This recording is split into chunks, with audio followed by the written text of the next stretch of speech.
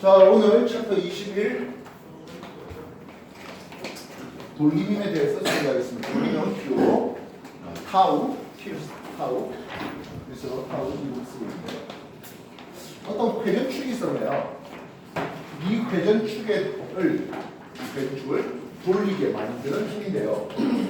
이렇게 힘 F를 줬을 때 회전축으로부터 거리 R 힘과 회전축으로부터 떨어진 거리 R과의 곱입니다. 중요한 것은 우리가 이놈의 단위는 힘의 단위는 뉴턴과 거리 단위 뉴턴인데요.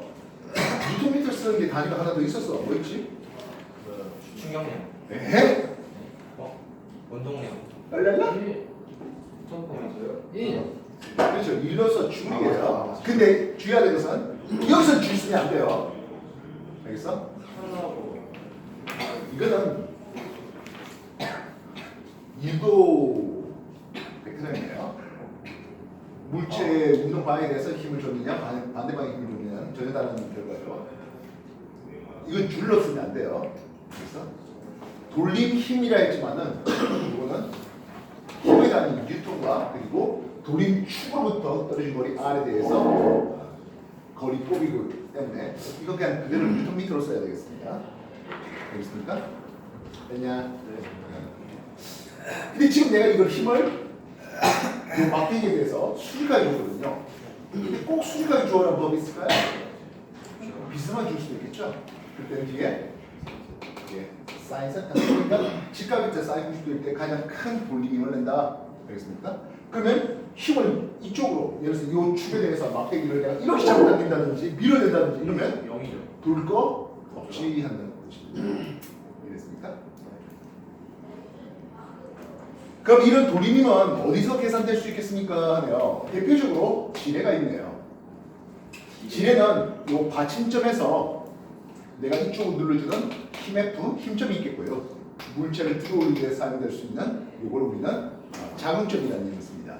이미 지뢰의 원리에 대해서 여러분이 잘 배워봤을 텐데요. A, B 이 물체의 무게, 웨이트 여기에 대해서 이해됐습니까? 그래서 내가 얼마의 힘을 주면 되겠다 물체의 무게에 대해서 B분의 A만큼, 그래서 B의 길이가 길어지면 길어질수록 좀 더 쉽게 작은 힘으로 내가 물체를 들어올릴 수 있다. 이런 식으로 여러분들 지뢰에 대해서 배워봤을 겁니다. 말이 없어. 배우고 있다 없다? 그렇죠. 그러면 이 B를 넘기면 어떤 계산식입니까 하면 웨이트, 물체의 무게 곱하기 또는 여기 뭐 결국에 질량치 M이었으면 mg였겠죠. 이해했어요? mg 곱하기 A. 요 받침점부터 돌림힘. 이 돌림힘은 반시의 반이 되겠죠. 반시의 반이 되겠죠. 내가 힘 F를 넣고 B. 요거는 시의 반의 돌림힘이 되겠네요. 그래서 반시의 반의 돌림힘과 시의 반의 돌림힘이 서로 같아졌을 때 이 물체를 그대로 유지한다. 또는 천천히 들어올릴 수 있겠다 되겠죠. 이해됐어요? 이 힘 F가 그보다 더 커버렸으면 돌림이 더 커버렸으면 가속 운동을 시킬 수 있을 겁니다. 이해됐습니까? 참고로 이런 지뢰를 제1종 지뢰라는 걸 씁니다. 제1종 지뢰에 대한 것은 뭐도 있지? 그렇지. 제2종 지뢰는 있죠. 제2종 지뢰는 받침점이 여기 있고요. 내가 물체를 이렇게 들어올린 힘점이 여기 있습니다. 자율점은 없습니다. 여기 자율점이 있네요. 그래서 요 길이 A와 이놈의 길이 B. 여기에서 돌려야 돼요. 역시 힘 F의 크기는 이 물체의 무게 웨이트 대비 얼마만큼? B분의 A만큼 되어주면 됩니다. 이건 제2종입니다. 제3종도 있네요. 제3종 지뢰는 여기다 힘을 주겠습니다. 물체는 이쪽에 있는데요. 그럼 요 길이가 B, 요 길이가 A가 됩니다. 넣어준 힘 F는 B분의 A의 웨이트였어. 이 경우는 힘을 더 많이 줘야 돼요. 우리가 지뢰를 사용하는 이유가 뭐죠? 좀 작은 힘의 크기로도 좀 더 큰, 내가 직접 들어올리기가 무거운 그걸 좀 작은 힘으로 들어올리려고 하는데 그 힘을 더 크게 줘야 됩니다. 그래서 이거 왜 쓰지? 이거 왜 써? 방향을 바꾸려고. 이거는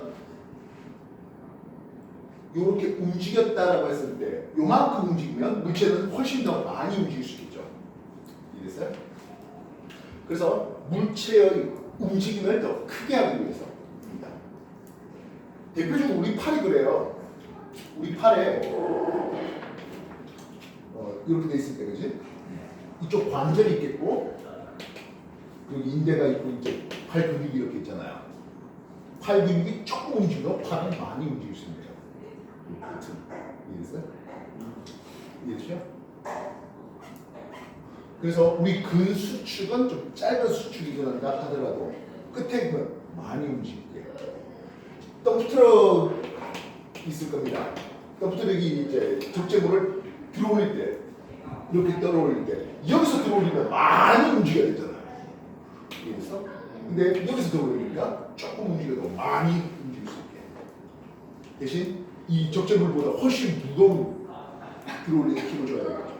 그러면 제 성적률이 될 수 있습니다. 이해됐어요? 네. 정해 주십시오.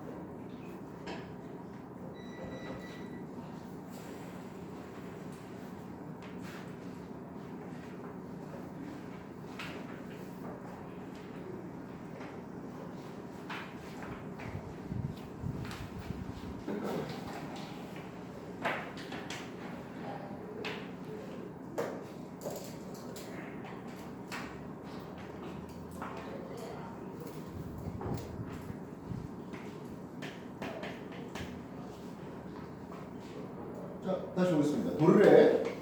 이렇게 생긴 도르래는 뭐라 그럴까요? 일종 이건 고정 도르래죠. 고정 도르래는 이 물체의 무게만큼 내가 힘 F를 무게만큼 줘야 해요. 얘는 힘의 방향을 바꿀 수 있다는 장점이 있죠. 반면 내가 이렇게 힘 F를 주겠습니다. 물체는 여기에 무게만큼 있네요. 요 놈은 움직도르래라는 이름을 써요. 이 움직도르래는 요 놈을 기준으로 거리 A 대 이렇게 해서 B. 뭐 결국엔 반지름 R이었다면 이건 지름으로 2R 되겠죠. 이해했어요? 그럼 요 놈은 물체 무게 대비 2분의 1만 주어도 됩니다. 대신 얘가 H 올라갈 때 2H 올려야 되겠죠. 이해했어요? 그래서 여러분들 이르 원리라는 걸 배워봤을 텐데요. 이런 도래를 사용하든지 지뢰를 사용하든지 결국엔 힘을 작게 주는데 이동 거리가 늘어나다 보니까 결국 해준 일의 크기는 똑같다 이런 얘기가 됩니다. 이런 우주도를 여러 개 사용한 복합도로에도 있죠. 축바퀴라는 놈도 있네요.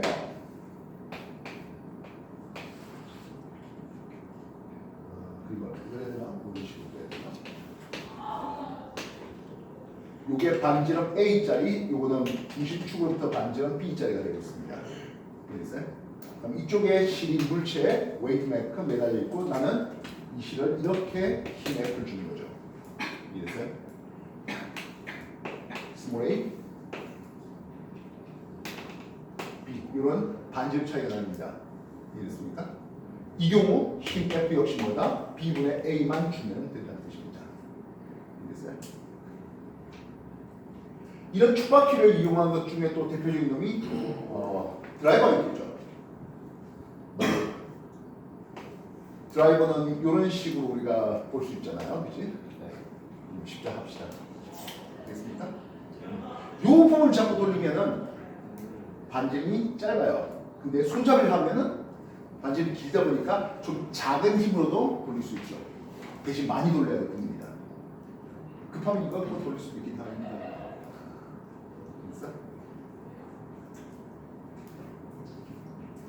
그래서 여러 군데서 돌림이 사용되는 것을 볼 수 있게 됩니다.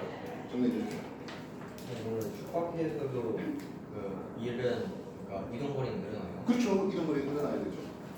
예를 들어서 반지름이 2배 차이 나면 얘가 h 올라가면 나는 2h를 내려야 된다는 뜻이에요. 그래서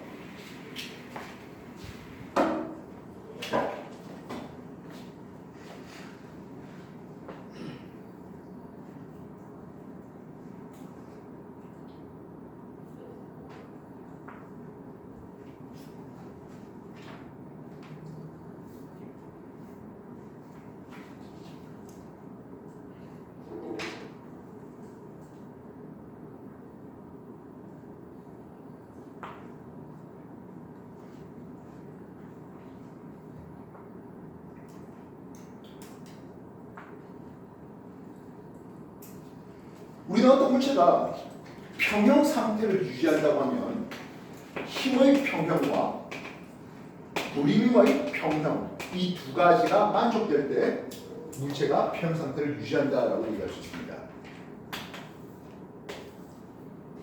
무게 100N짜리 나무 도막입니다. 요 전체 길이가 뭐 여기서 10m 합시다. 됐습니까? 이쪽으로부터 한 2m 되는 곳에 이쪽으로부터는 3m 되는 곳에 두 개의 받침점이 있다고 해볼게요. 알겠습니까? 네. 그리고 요즘에 요 놈은 50N짜리 봅시다. 숫자 내 맘대로 하는 거니까요. 뭐 그리고 요 길이는 1m라고 하죠. 됐습니까? 받침점 A와 받침점 B가 있는데 받침점 A가 위를 떠받치는 힘 F1과 받침점 B가 힘을 떠받치는 F2 각각 얼마 되겠습니까? 하는 질문이에요. 말씀드리겠습니까? 되나요? 그래서 힘을 평형을 했는데요. 지금 두 물체 기역과 미연이라고 하죠. 기역과 미연이 50N짜리하고 100N짜리가 내리는 힘이 있겠죠. F1과 F2의 합은 얼마 나와야 된다? 50과 100N. 그래서 이게 공이고 나무막대면 공과 나무막대의 합만큼 F1, F2가 떠받쳐야 됩니다. 이해됐습니까?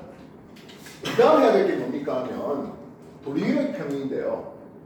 돌림을 평형하려면 일단 기본적으로 기준점이 있어야 되겠죠. 그 기준점은 실제로는 어느 점을 잡아도 상관없습니다. 근데 기왕이면 어차피 돌림을 할 거니까 힘에 대해서 거리가 있으니까 힘이 받쳐지는 어느 한 점을 기준으로 삼으면 훨씬 더 용이할 것 같습니다.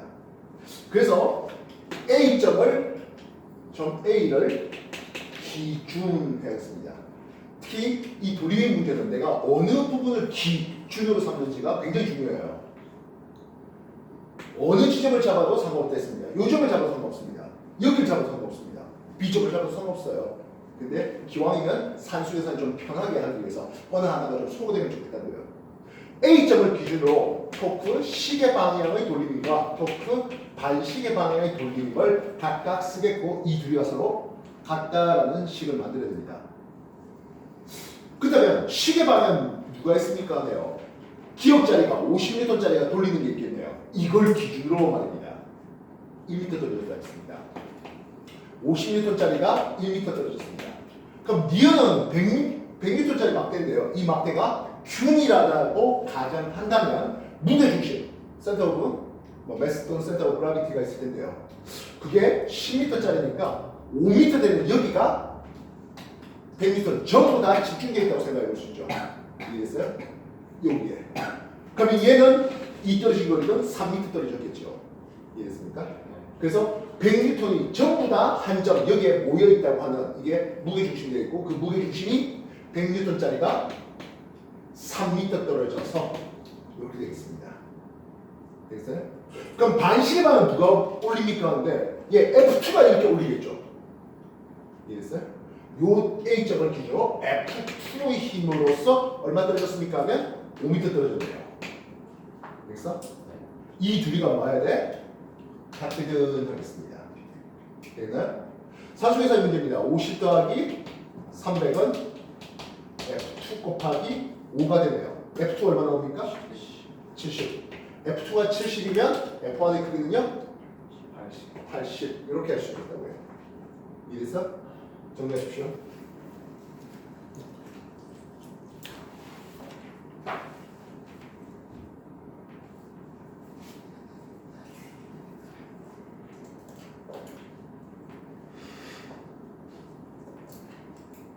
나중에 별도 해보십시오. B를 기준으로 똑같은 결과를 낼 수 있습니다.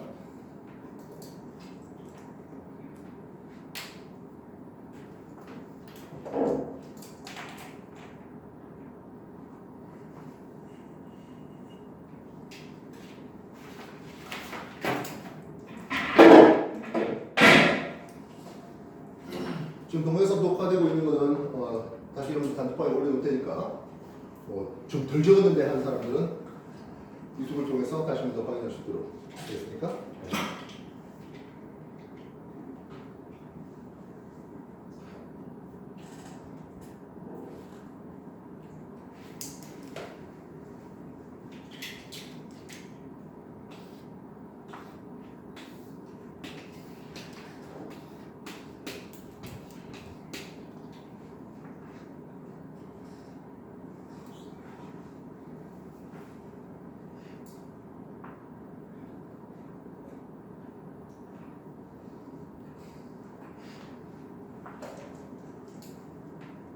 자, 이 공기억을요 오른쪽으로 쭉 옮겨보자고요. 오른쪽 쭉 옮겨보자고요. 실상 이 두 받침점 사이에서는 어디 있어도 이 물체가 평을 유지 다 합니다. 근데 이게 쭉 가다가 어느 곳을 넘어가 버리면 하겠어요. 어느 곳을 넘어가 버리면 평이 깨질 수 있을 것입니다.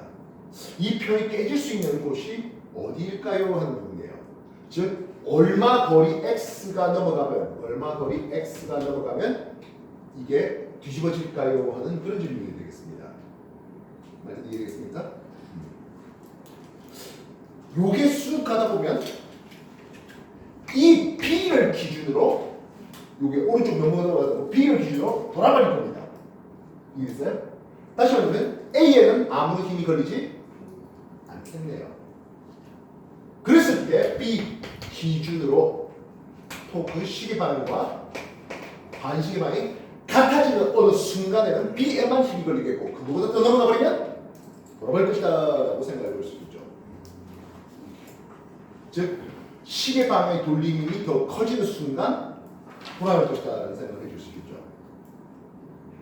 이놈을 기준으로 시계 방향 돌리는 요 50N짜리가 X 떨어질 것이겠습니다. 되겠나요? 산수 계산 해보면 이게 조금 모자랄 것 같은데. 자, 50N짜리가 아니고 80N짜리로 볼게요. 80N짜리로 볼게요.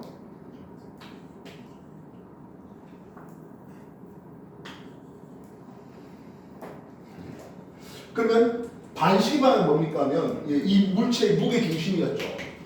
무게 중심이 이쪽으로 내리는 중이었습니다. 물체는 100N짜리고 여기서 떨어진 거리는 2m 떨어졌겠죠. 되겠습니까? 됐나요? 그럼 사수계산 x 얼마 나옵니까? 8분의 20이잖아. 2분의 5, 2.5m? 예. 이쪽으로 2.5m 넘어가면서 뒤집어진다. 이래 줄 수 있겠죠. 말씀 이해됐습니까? 여기가 3m밖에 안 되다 보니까 50m짜리 3m면 못 넘기죠. 알겠습니까? 숫자를 혼자 하다 보니까 문제를 조금 바꿔서 이렇게 해봤습니다. 80m짜리로 바꾸고 돌아가다가 어디까지 되면 이 평형이 깨질 수 있겠냐 그런 형태이죠. 됐어요? 그래서 두 종류가 나옵니다. 힘의 크기가 얼마인지를 물어볼 수도 있겠고 이걸 움직이다 보면 어디서부터 평형이 깨질 수 있는지를 물어보면 되겠어요? 여기 저 아래 화살 그 삼각형 금 있잖아요. 예. 그거는 그냥 주어지는 거예요. 예, 받침점이에요. 이 받침점은 이 위에 있는 물체를 돌리는 데 있어서는 전혀 신경 쓸 거 없는 부분이죠. 문제가 더 복잡해지면 이 밑에다 또 받침 하나 더 놔둡니다. 예, 걱정하지 마십시오. 여러분 실력 문제 보면 풀 수 있고요. 풀어야 되고요. 그리고 입시물리 여러분한테 동영상도 계속 넣어주고 있잖아요. 다음 확인하십시오. 입시물리 쪽은 이제 돌림인들 모아가지고 할 거 나올 겁니다. 정해 주십시오. 돌림님이 예. 수에 있어요. 원래는 물리 1에 있었다가 물리 2로 2020년부터 넘어가 버렸어요. 그럼 얘는 2020년 자식이에요. 개선이 안 돼. 이건 상관없는 책이에요. 그래요?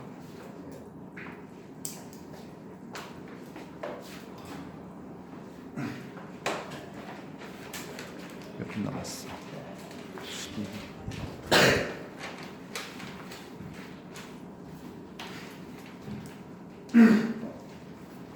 참여 파트 문제 보십시오.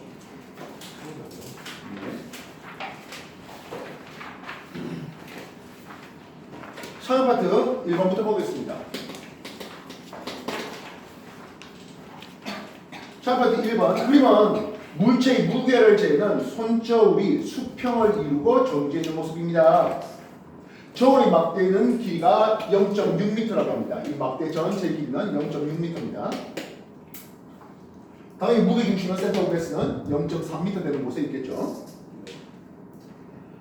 질량 0.5kg짜리 균일한 원통형이고, 그러니까 0.5kg짜리니까 5N으로 내린다고 생각할 수 있겠죠. 이해됐습니까? 네. 그리고 매달려 있는 돌의 질량은 1kg짜리입니다. 그게 0.1m 떨어진 여기에 매달려 있는 돌이 있는데 이게 1kg짜리라니까 16ton이다라고 쓸 수 있겠죠? 되겠습니까? 네. 그리고 손으로 이렇게 들어 올리고 있습니다. 되나요? 그리고 여기에 또 물체가 있습니다. 확인했습니까?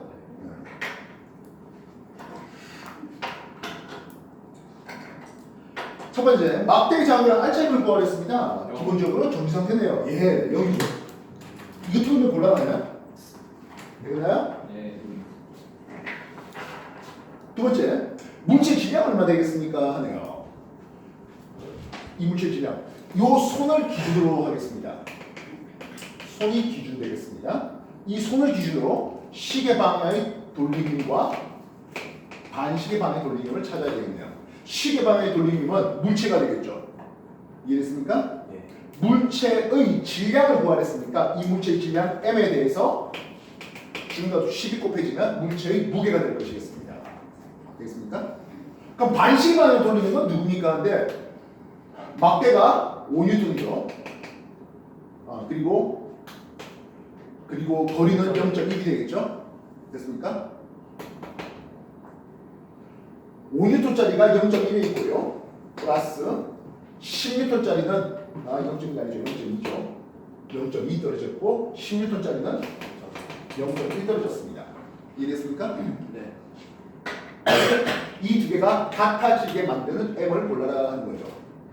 10m은 이 10 더하기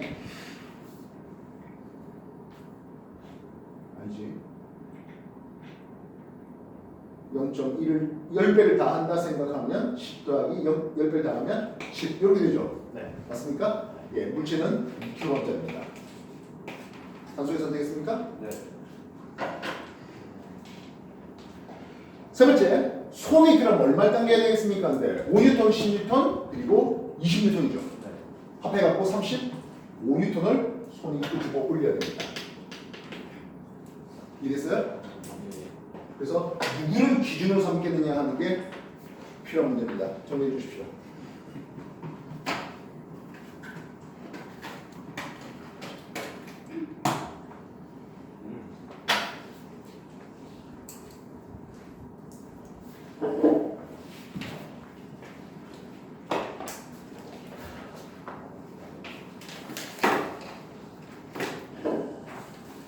됐습니까? 두 번째 질문이죠. 길이 6m, 질량 15kg짜리 균일한 직육면체 막대가 있는데요. 막대 전체 길이가 얼마라고? 6m짜리야. 남자 1은 막대의 왼쪽 끝에, 남자 2는 막대의 중심에 남자 2가 버티고 있었습니다. 두 사람이 동시 출발해서 각각 0.5m/s, 1m/s의 속력으로 오른쪽 방향으로 움직이고 있는데요.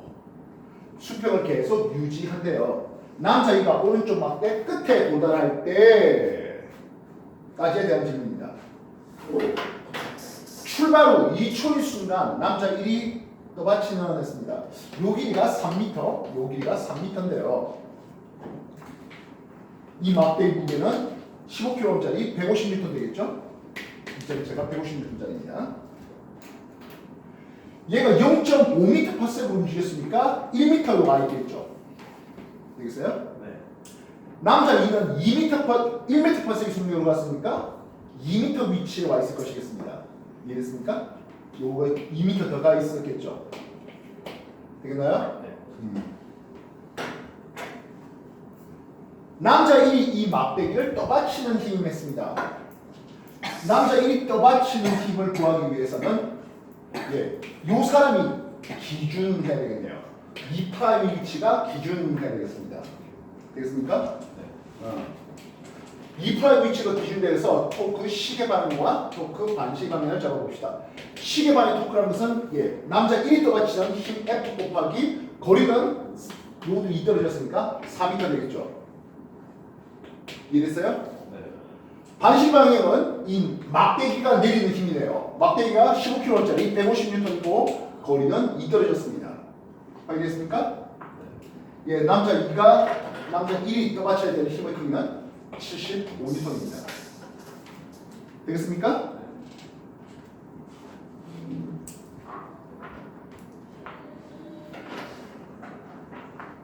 그럼 가로 2번. 남자 2가 오른쪽 끝에 도달했대요. 남자 2가 오른쪽 끝에 도달했대요. 이 더블 프라임 위치할게요. 3m 갔으니까 얘는 1.5m가 있어서 더블 프라임 위치에 와 있을 겁니다. 이해됐습니까? 되겠나요? 예. 그랬을 때 남자 1이 막대기를 얼마 떠받쳐야 되겠습니까? 하네요. 이거 역시 남자 1이 떠받쳐야 될 힘이니까 요 놈을 기준으로 해봅시다. 토크 시계 방향과 반시계 방향을 써야 되겠네요. 시계 방향은 역시 1이 떠받쳐야 될 힘이죠. 이해됐어요? 1이 떠받쳐야 될 힘 F' 할까요? F' 할까? 곱하기 거리는 1.5m 갔으니까 4.5m 남았죠. 이해됐습니까? 반시계 방향은 어차피 물체가 내리는 힘인데요. 물체가 내리는 힘은 150N이고 거리는 이제 3m 떨어졌네요. 이해됐어요? 이 힘의 풀을 구하라고 하는 점입니다. 그러니까 100N이 될까요? 네. 예. 그래서 1이 100N으로 떠받치면 2는 150N 중에 나머지 50N만 떠받치면 되는 거죠. 말씀하시겠어요? 네. 정리해 주십시오.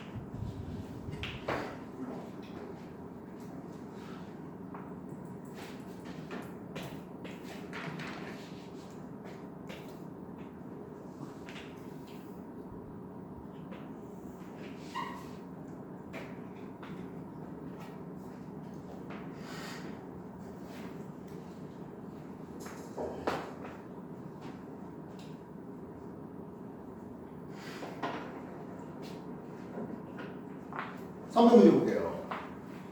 3번 문제는 주어진 길이가 이게 12m 주어졌고요. 요걸 9.3 몇 숫자를 썼는지 이렇게 났습니다. 그래서 피타고라스를 때려가지고 이걸 계산했는데 이게 당연하게도 점수가 떨어질 리가 너무하죠. 숫자 바꿀게요. 13m 12에 이거 5m 하면 이런 산수 계산 됩니까? 맞습니까?